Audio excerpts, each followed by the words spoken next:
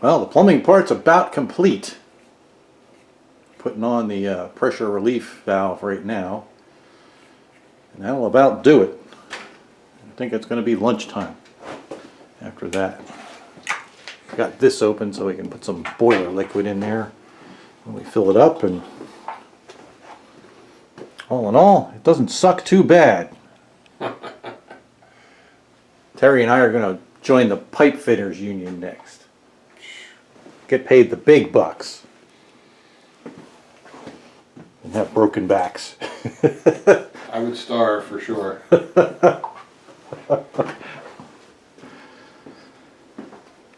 sure they get paid piecework.